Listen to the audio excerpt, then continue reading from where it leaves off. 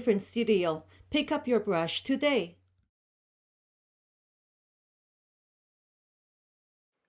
Welcome to the InkDifferent Studio. This is Fiona. I would like to also welcome you to our Chinese calligraphy course, a captivating journey into one of the most ancient and respected forms of artistic expression. Chinese calligraphy is not just an art. It is profound cultural heritage, recognized globally for its artistic and historical value. This course will offer you an opportunity to delve into the elegance and depth of Chinese calligraphy, exploring its unique blend of written language and visual art. But this is not all. Chinese calligraphy is renowned for its therapeutic benefits, enhancing calmness, reducing stress, and improving mindfulness through the rhythmic motion in brush movements. These benefits make it not only a cultural exploration, but also a practice in mindfulness and personal tranquility. Our course will feature the classic Chinese text, the 1,000-character classic, 千字文. This text is not only a cornerstone for Chinese calligraphy training, but also a rich source of history and philosophy, making it perfect for both beginners and seasoned enthusiasts. The 千字文, translated as the 1,000-character classic, is a unique Chinese poem used as the premier for teaching Chinese characters to children. It is renowned for its ingenious composition, wherein none of its 1,000 characters are repeated. Composed by Zhou Xingsi during the Southern and Northern Dynasty, around the 6th century, the text is not just a linguistic tool, but also a collection of moral and philosophical teachings. The 1,000-character classic has been used traditionally in Confucian teaching, providing a fundamental literacy resource that also encapsulates essential elements of Chinese culture and wisdom. Each line consists of 4 characters, with the lines grouped into sections for easier memorization.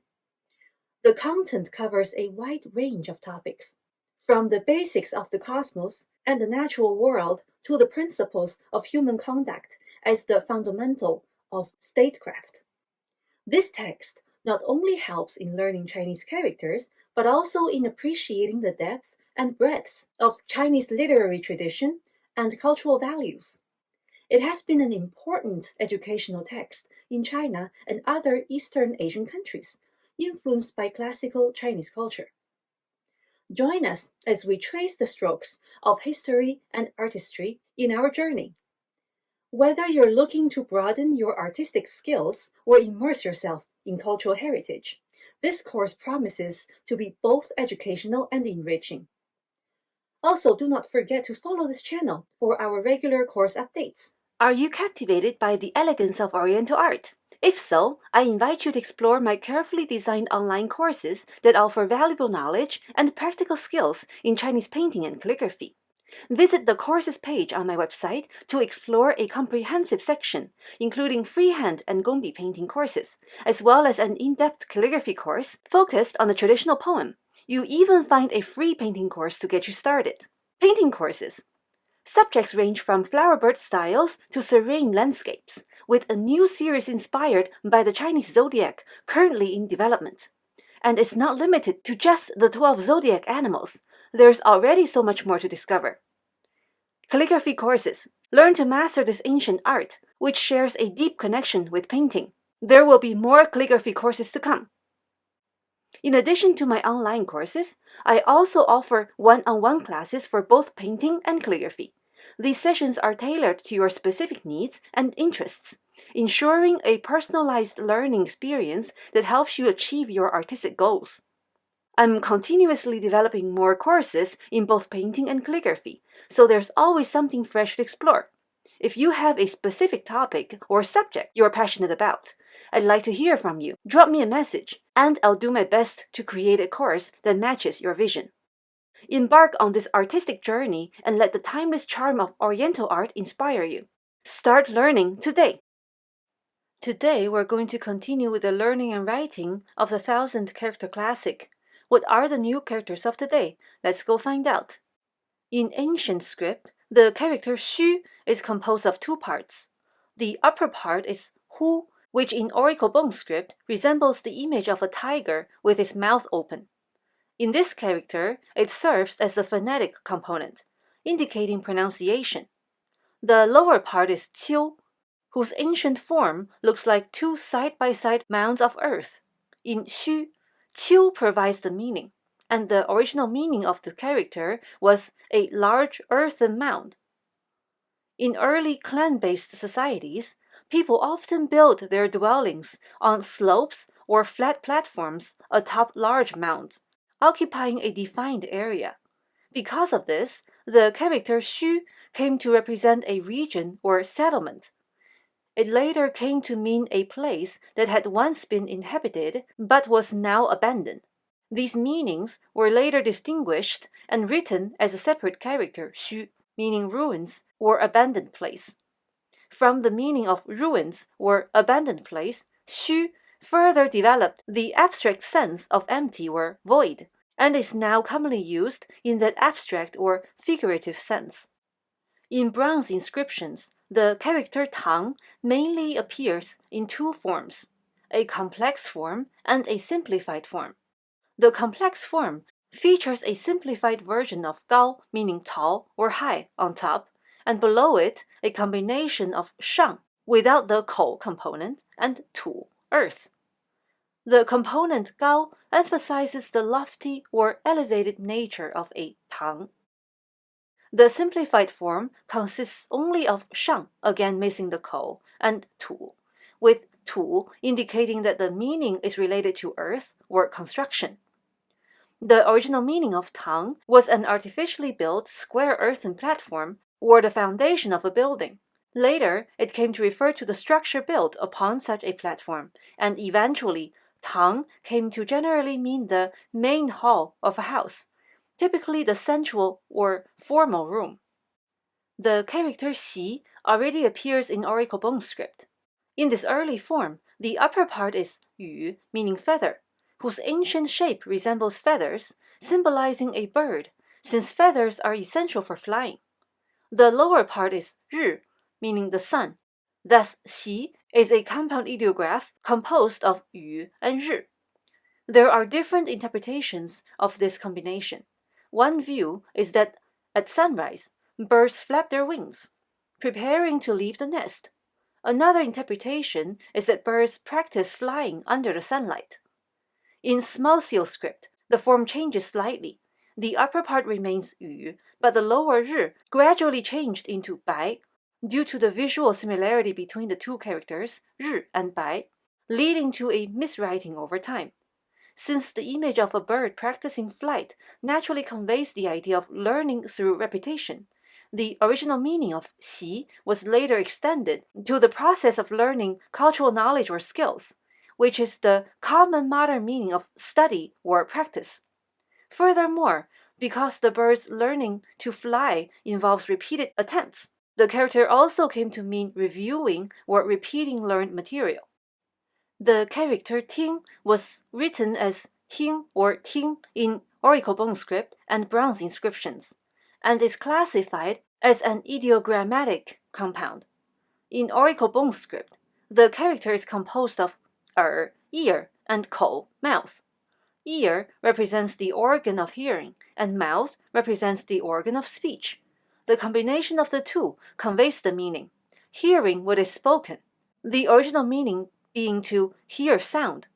By the time of Warring States period, as seen in bamboo slips, the character ting became even more complex and gradually evolved into the modern form we use today. The modern form of ting is made up of three components: ear, and this other part on the right side is an ancient form of de, meaning virtue, and ting, meaning to stand upright. In the character ting is generally interpreted as the phonetic component.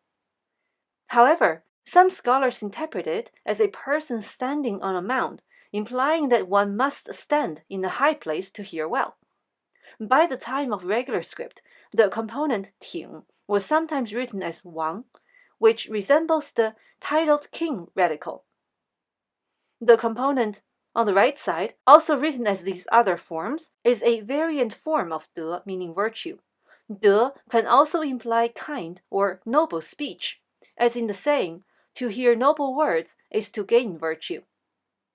Some interpret this to mean that a virtuous person hears clearly, while others believe that 德 shares a similar sound with 得, meaning to obtain.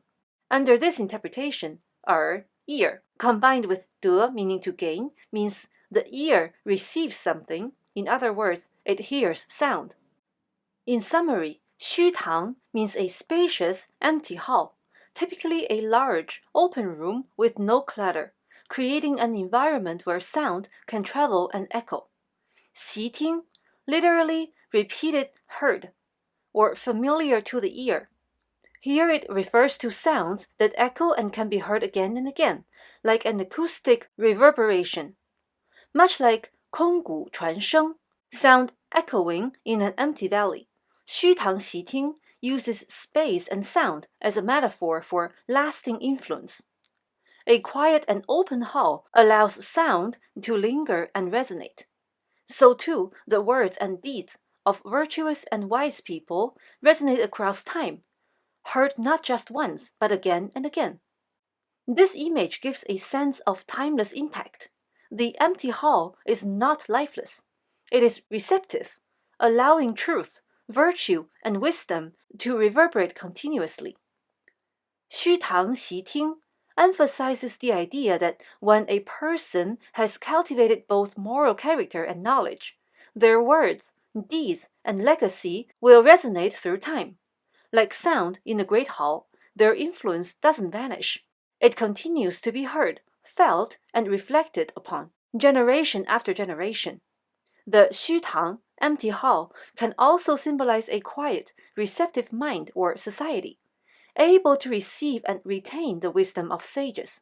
Thus, it becomes a metaphor for a clear and open space, literal or metaphorical, that allows wisdom to echo and be absorbed repeatedly.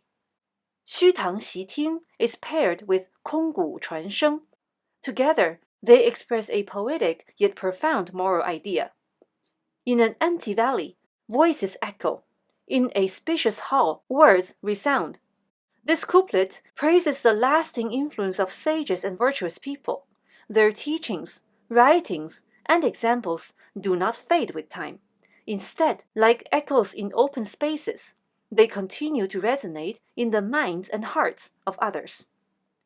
Now, let's explore how these characters are written in the three scripts. I'll start by practicing with you on the water writing cloth, and then I'll demonstrate using ink and raw rice paper.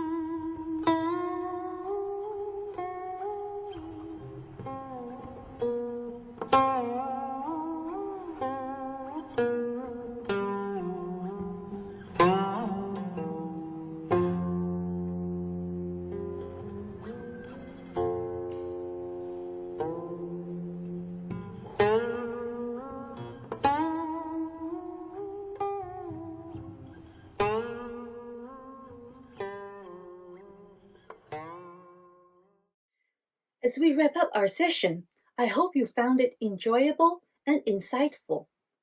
If you have any questions, comments, or simply want to share your thoughts, don't hesitate to leave me a message. If you find this session informative, please remember to give me a thumbs up. Also, be sure to subscribe to this channel so you don't miss out on our future sessions. Discover, learn, and create with us as we bring the best of Chinese culture to the world. Join us at InkDifferent Studio, where art meets heritage. Thank you so much for joining us, and until next time.